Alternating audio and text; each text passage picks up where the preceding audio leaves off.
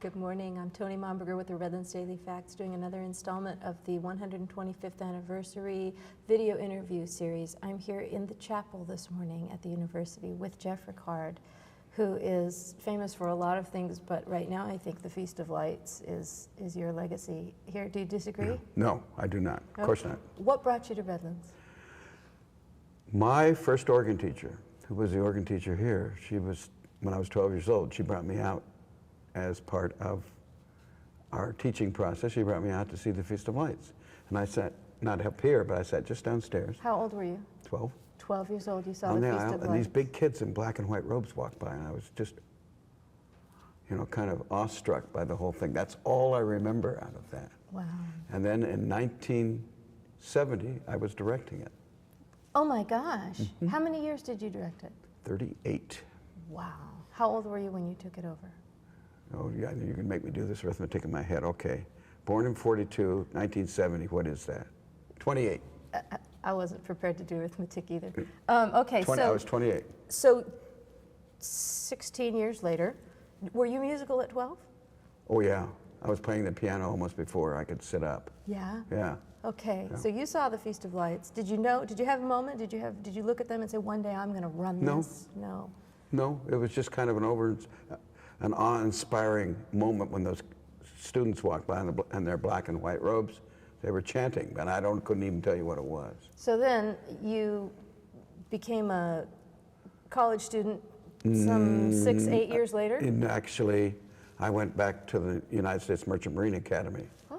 The California senator at the time, William Noland, appointed me to the Merchant Marine Academy, even though I wanted to go to Annapolis. He didn't have any appointments left, but he said the Merchant Marine Academy. Okay, I go back to the Merchant Marine Academy for the month of preparation before the classes actually start, and they find out I can play the piano. And they also find out that I have accompanied choral group, so all of a sudden I become the accompanist to the Glee Club. For the Merchant Marine? For the Merchant Marine Academy. And then they also found out I could play the organ. Well, the chief petty officer at the Merchant Marine Academy at that time, who was the organist for both the Roman Catholic services and the Protestant services, was a raging alcoholic. I mean, everybody told me that. And I said, you're liable to be playing more than he is. So the next Sunday, the very next Sunday, 7 o'clock in the morning, the officer of the day was shaking my bunk saying, come on, you got to go play for the Roman Catholic services. And then I said, if we can't find him, you're going to have to play for the Protestant services at 11 o'clock. Were you prepared? Did you know the piece? No, I just went inside, read everything. Oh my gosh. And then because the main headquarters was similar to the Wrigley Mansion in Pasadena. I mean, it was that big. That was the headquarters. The organ was a theater organ with all the pipes in the basement. So I had practice privileges on that whenever I could get away and do that. Nice. More often than not, though, if I went in the evening and started practicing, the officer, they would come over and say, knock it off or quiet it down, it's too loud. I can't talk to anybody on the phone. So you're 12 years old, you discover Redlands for the first time Right. as a Sierra Madre. And then you went to the Merchant Marines. Merchant You were Marine kid, still yeah. just a boy, I assume. Well, I was 17. I turned 18 back in New York. That's some place to turn 18, I'll tell you. And then when do you find yourself back in Redlands? Well, that spring, I stayed a week at the Cathedral of St. John the Divine with a graduate of the university named Larry King. Not the Larry King, but the Larry King who was such a fabulous organist here. And I auditioned for him, having practiced late at night at the Merchant Marine Academy, because I really wanted I didn't think I wanted to spend the rest of my life below deck on board ship. So I auditioned for him, and he said, you play this piece better than some of the juniors I've heard at the university. So I'm going to recommend you for a full tuition scholarship at the U of R.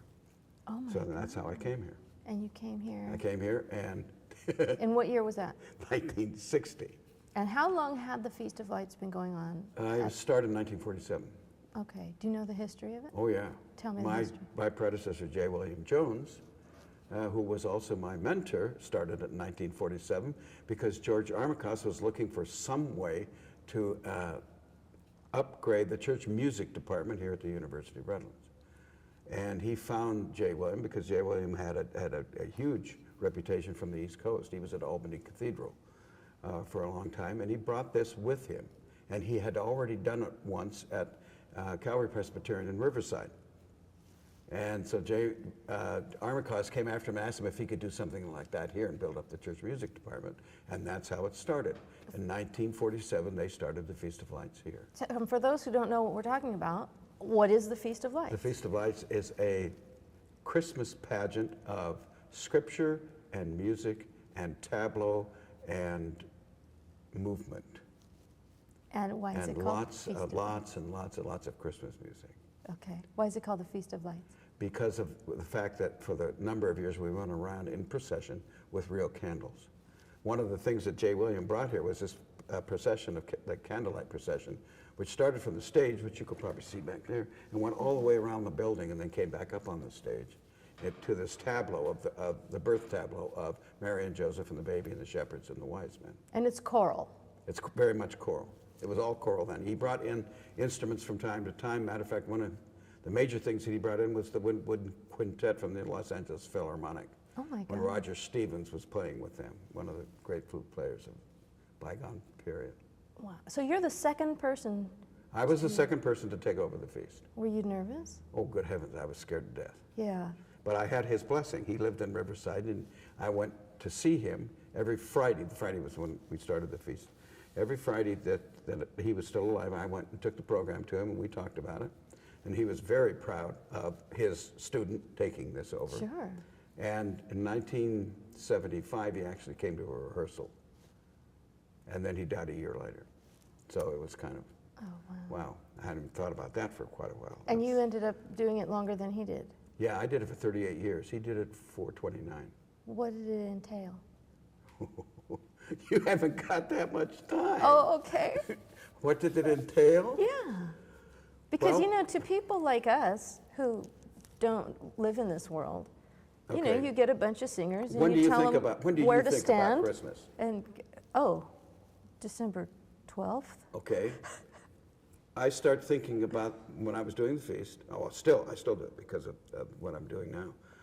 As soon as the feast is over, I start thinking about the next Feast of Lights. There may be a small period of time, like maybe 3 hours, where I don't think about next year. Wow. So it was constant.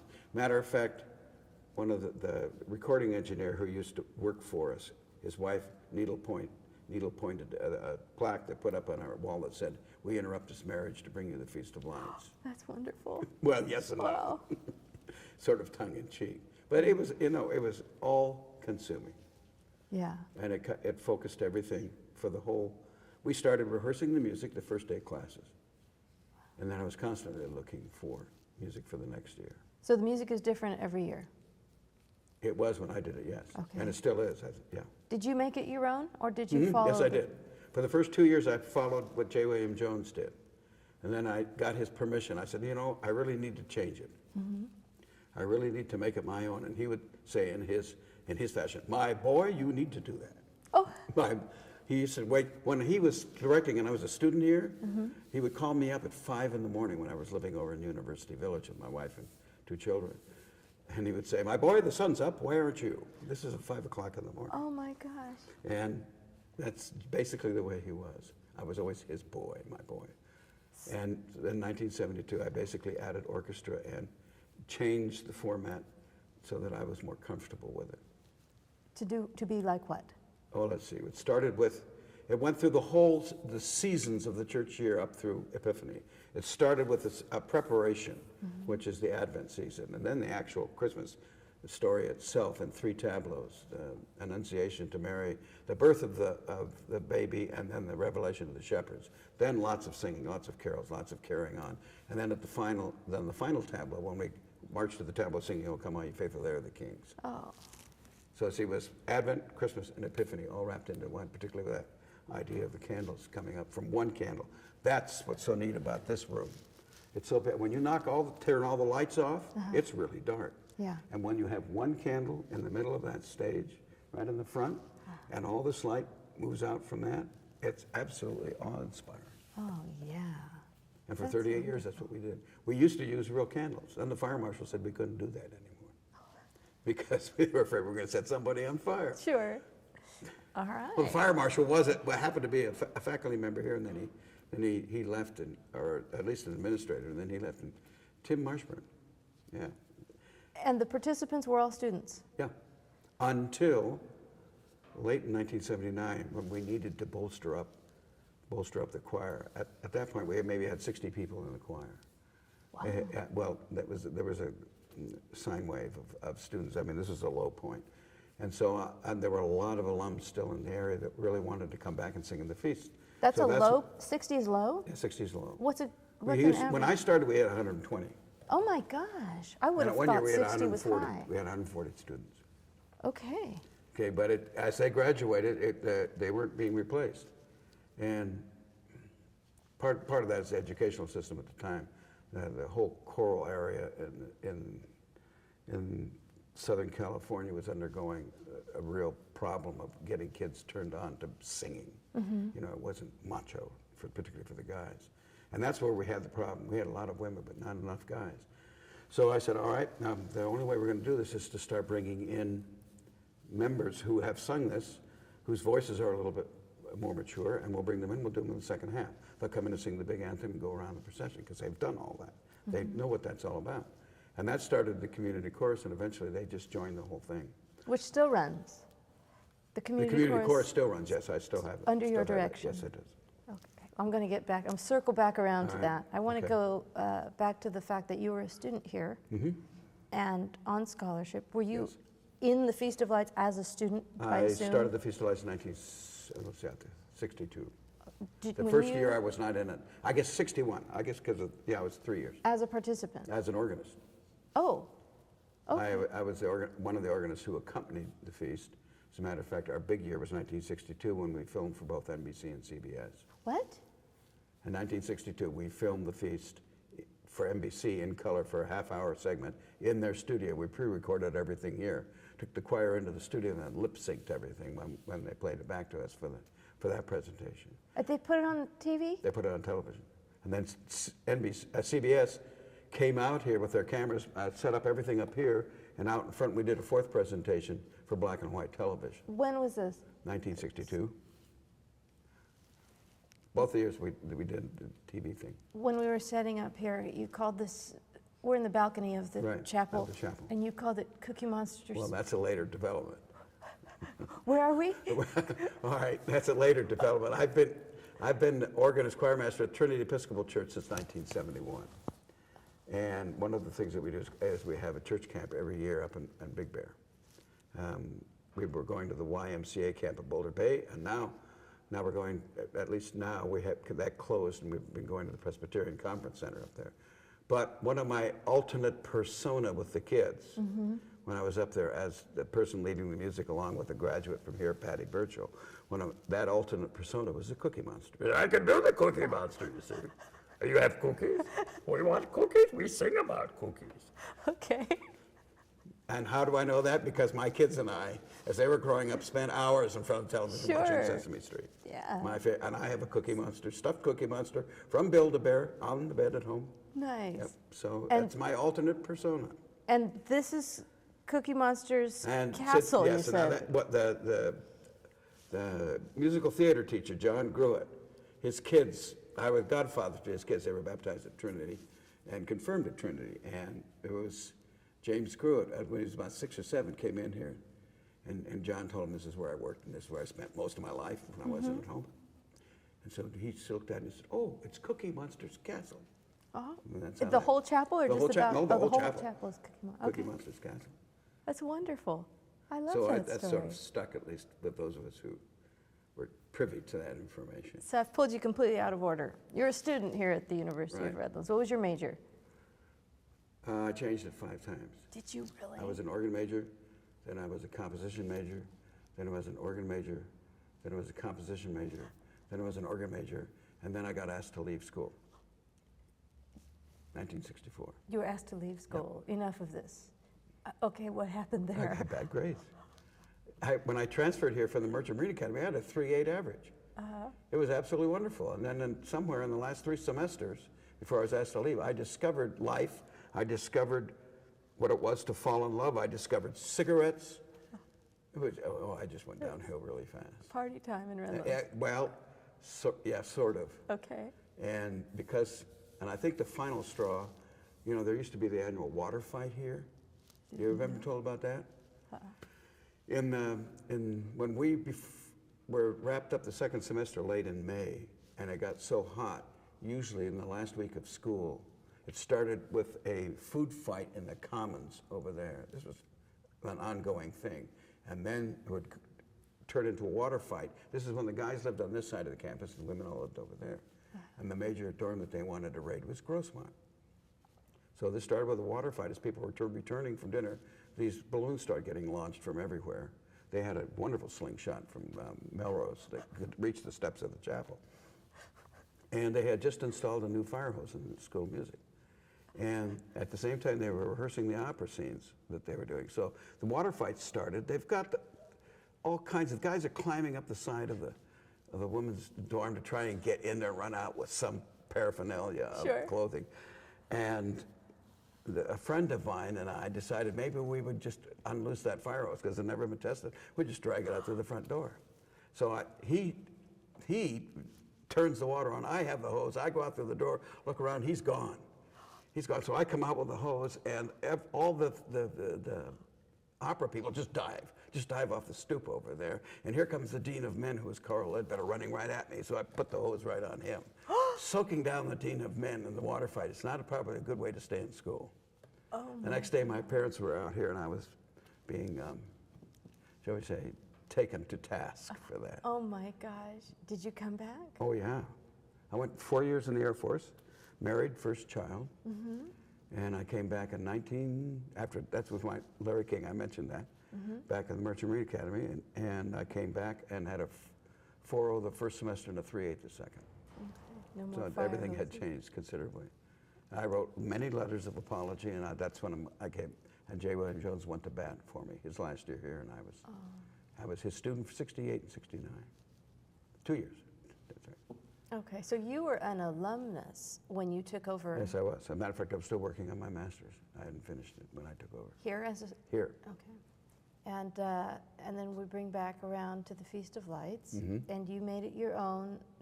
1972. Do you have any stories of crazy things that have happened? Or Are you kidding? different? Well, that's why we're here. Yes, the early days, when we would rehearse the big number just before Thanksgiving break, before they would come back.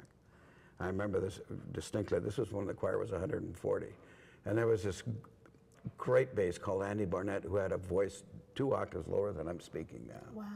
And we were doing the Von Williams Benedicite, and we were working that, and it was just going really well. This was a woman. No, this guy. Andy Andy Barnett. Annie. Okay. And he was way in the back up against the wall, and we finished everything. And all of a sudden, from the way in the back of the choir, we hear this voice saying, "I am pleased." Oh.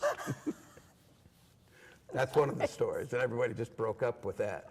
Another one was when we were doing you can cut these out, right? If they're missing. Okay. One of the other ones was when we were doing the Puccini Mass that he wrote when he was 18 years old. We were doing the first 2 movements, and we were doing the Gloria. And the timpani at the time was Bruce Anderson, who still is here in town and was part-time faculty member here. And have you ever heard Spike Jones? No. You never heard him with all his whistles and bells and guns and things? I might well, have. at the end of the Puccini, it sounds like it could be a little bit, it's just going on, yeah, bam, and he pulled out a klaxon and a gun and a whistle, and the choir was singing the last chords, and he's going, dum, bam, bam, bam, and it just stopped everything for 10 minutes.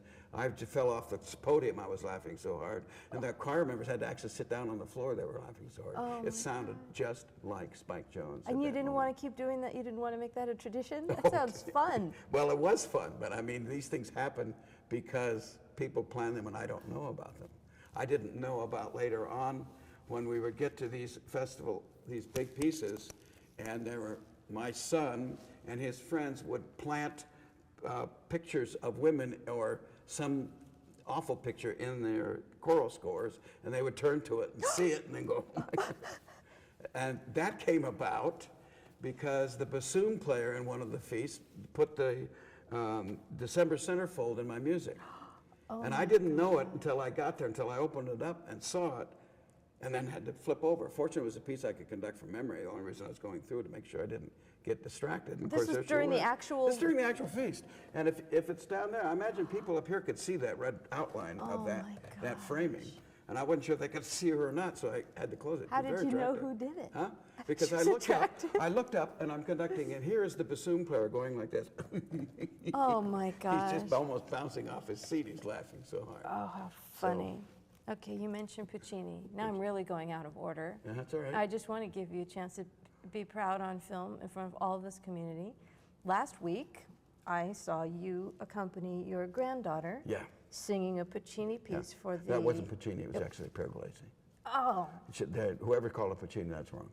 They did say Puccini when they introduced it. I know, but they okay. so nervous enough she forgot. So I didn't misremember it. No, it's Baroque, it's Pergolesi, it's not Puccini. It was beautiful, and I was very impressed, and I could see how proud you were, and it's deserved. My daughter also sang in that competition, and the first thing she said when she came out and stood next to me was, "Boy, that Meg Rickard was better than I was." She was...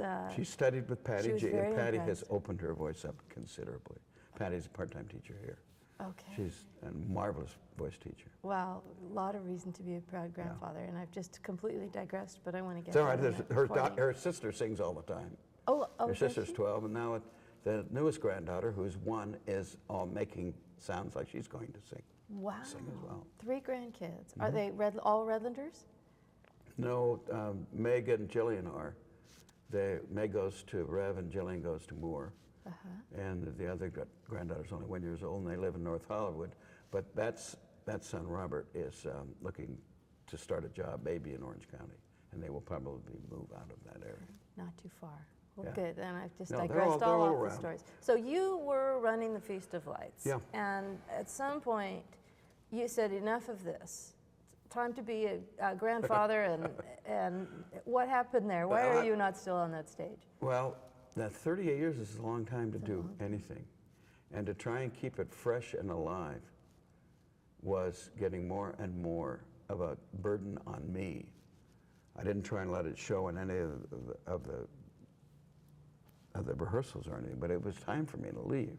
I mean, there was an intersection of 3 lines, and I believe sometimes, and there are signs where you need to pay attention to. When I left in 2007, that was my last feast. That was the 60th anniversary of the Feast of Lights. That was I get this right, of the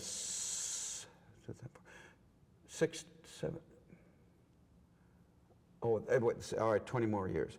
80th anniversary of the founding of the chapel. The chapel was built in I'm going to get these dates wrong.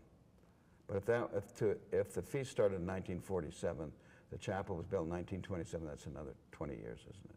That's the 80th, yeah. If you get them wrong, nobody is going to know. 80th anniversary, and the university was founded in 1907. Yes. So see, there's 60 feast, 80 for the chapel, and 100 for the university. What are you going to do after that? Were you still trying to come up with new ideas every time you did it? Every year. I did a lot of orchestrating because a lot of the pieces that we have are just basically accompaniment for piano or organ. So I did a lot of the orchestrations for pieces that were not orchestrated. How did you choose your replacement? Or was it you who chose? No, I had nothing to do with it. I stayed out of it. Okay. No, I had put in 38 years here, and whoever was coming in needed to have a free hand and not have to be overcome by what I had to deal with. Even though when you took it over, you were asking permission to change. Yes, I did 2 years later. But I had a special relationship with my mentor. The person coming in here wouldn't know me from Adam. Have you met the new Oh, yeah, of course. Yeah. Who is it? Nicole Andrews. Okay. She came in, she's in her 5th year, I think. She did her 4th feast. Yeah, she's ending up her 4th year. Oh. And there have been two Andrew Glendenning, the head of the department, said it was going to take 3 people to do what I did. So they actually have 3 people directing the feast. Nicole Andrews, and then a second choral director, and then an instrumental conductor as well. Have you been? Yeah. Are they doing new things? Are they yeah. having They're ideas? the whole thing's changed. It's changed quite a bit. And are you watching it saying, "Oh, I should have thought of that. No, Why didn't I come I'm up just with saying, that all idea?" Right, this is the way they want to take it. This is the way it's going to go. Okay. All right. So I'm trying to stay very neutral on all of this. Okay. You know? I'm going to take you in a different direction. Okay. The Redlands Bowl.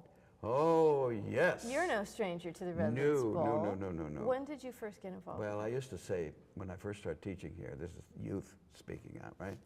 I don't like musical theater. I'll never get involved with it. I don't understand it. That was folly. My very, very, very good friend, Paul Little, came to me in 1976 and said, I want you to become musical director for me in the Bowl this summer. I said, but I don't like musicals. He said, well, that's got to change. And so he said, what are we doing? I said, we're doing Oklahoma. And I said, wow, I don't know that musical. I said, well, look, it's going to be quite a crew. I'm going to be producer. Gary Krinke, who was in the theater department at the time, who is a genius, was the director. And Marilyn Magnus, who was eventually headed toward Disney, and that choreography, that whole choreography scene was going to be the choreographer. So it was an incredibly crazy summer dealing with all these people and putting together a musical which I had never experienced before. I was there. And I saw that. I was hooked. Uh-huh. I mean, it was so different than anything I had done here. And it was just so much fun. And we had, Marilyn would come in. She would drive up from where she was working, I think Fullerton, someplace like that. Anyway, in Orange County, she would come in and we would feed her dinner. And she would be sitting with a pork chop bone doing these dancing steps. And she said, Rickard, I need 6 more measures here and I need these 4 measures taken out. I said, okay. What? And that was basically the way we worked together. And how many did you do? How many? Musicals at the 12. Bowl? 12. I think 12. Was it every year? It wasn't every year. No. There was, at the time, there was a tradition that you couldn't do it the next following year. You had to alternate. You had to get out of them and let somebody else take over. But I did 12, and most of them were with Paul. One was with Don Kleckner. That was Camelot. Mm-hmm. In 85, 86? Yeah, you probably know them, but I don't even remember, see?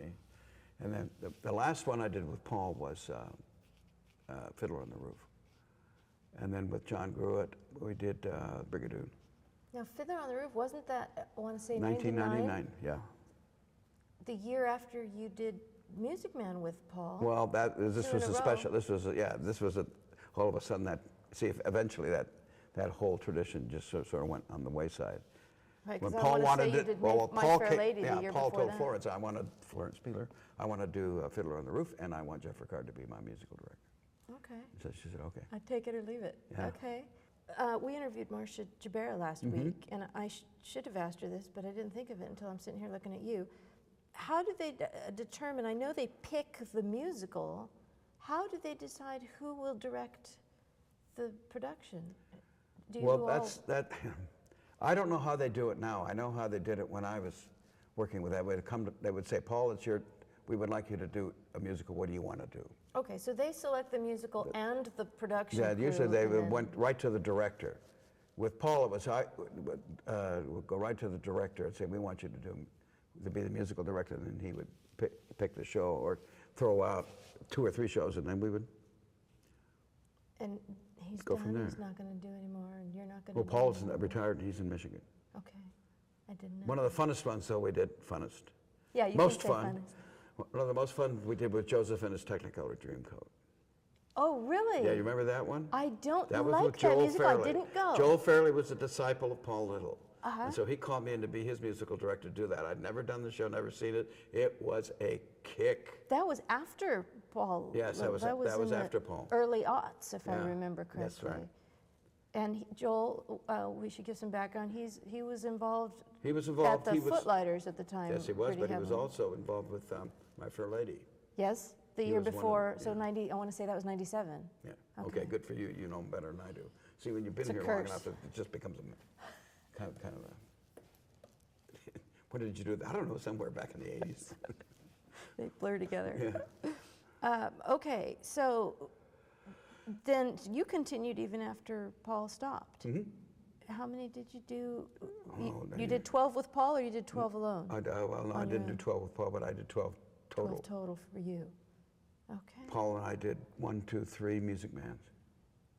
His last Music Man was incredible because my daughter-in-law was Marion. Yes. And Carrie Curtis Smith was Harold. I was in that production. Were you? I was the stage manager. Okay. And at the party, the cast party at the Edwards Mansion, I custom wrote, I don't know if you're going to maybe not remember any of this. When I auditioned to a song that has vulgar words, and I lost my place, and I said, can we pick it up from X vulgar word? And Paul said, you're in. That was funny. And so anyway. Were you doing something from Chorus Line? Yes. Okay, I can imagine what the song was. And I rewrote the words to that song at the cast party, Okay. all about our experience putting on the Music Man. I don't And I imitated Maureen, your late wife, as Ukele McKechnie Shid, Oh, the way yes. she Oh, yes. warbled. And anyway, it was a great fun time. And, and That so- was a great, the musical was an extremely wonderful way to spend the summer in Redlands. Yes. And we had the Redlands High School Marching Band. That's right. That's right.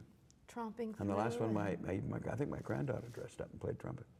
Oh, really? Well, no, that might be too soon. I may be putting her in a place where she wasn't. Now, the third one was just a couple of years ago. What, my favorite, the Music Man? Music Man? Yeah, no, we didn't do that one. No, that was the fourth one. We did three. Oh, that was the fourth That was the one. fourth one. Because right after Oklahoma, I think we did Music Man. I thought there had only been three. As far as I know, we did three. Okay. I'm going to have to correct, because in the last one we mentioned the fact that Eric Grunler, who was one of the Right. barbershop quartet, Right. had been in all three productions of The Music Man. And when we Well. say all three, we say that as if there were I only remember three. doing three, so Okay. and I didn't do And the there was last the one, so one. that had to be the fourth one. Okay.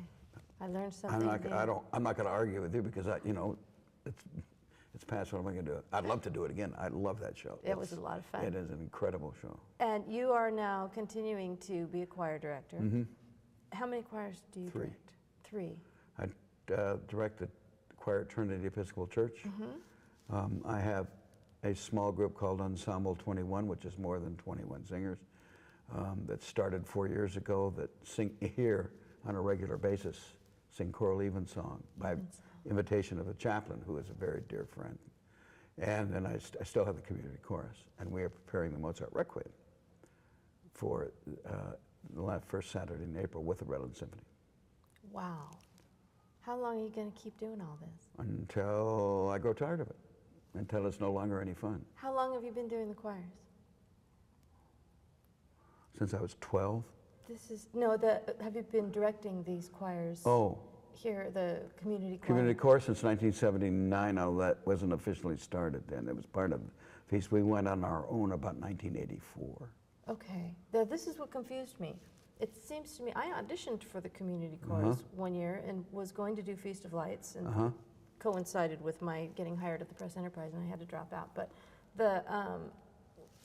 we were community members. I wasn't a U of R student. So No, that's why it's called community chorus. Okay, it was the community chorus that did the Feast of Lights In 1979, they came in the second half. for a time. Yeah. Okay. And then eventually they just came in and did the whole thing. But they don't do it now. No, Okay. no, we do our own Christmas program now. So you continue to direct the choir that used to do the Feast of Lights. Well, but you don't do the Feast of Lights anymore. No. And that choir does not do the Feast of Lights That is anymore. correct. Some of them come in and sing, but not very many. All right. We wanted to develop our own program outside of the university, which we do with our own Christmas program. And anybody can audition for these Yep. choirs, can. and I hear they're outstanding. I hear from I hope so. I had a freelancer come out and do a story on Ensemble 21, and the next thing I know, she's joined it. She said, Who's that?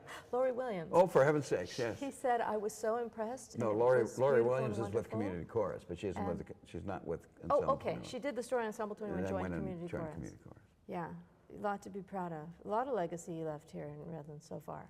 Well, why not? That's wonderful. I appreciate you sitting with me today. Well, that's fun. That was a lot of fun. That's Thank fun. you. Thank you.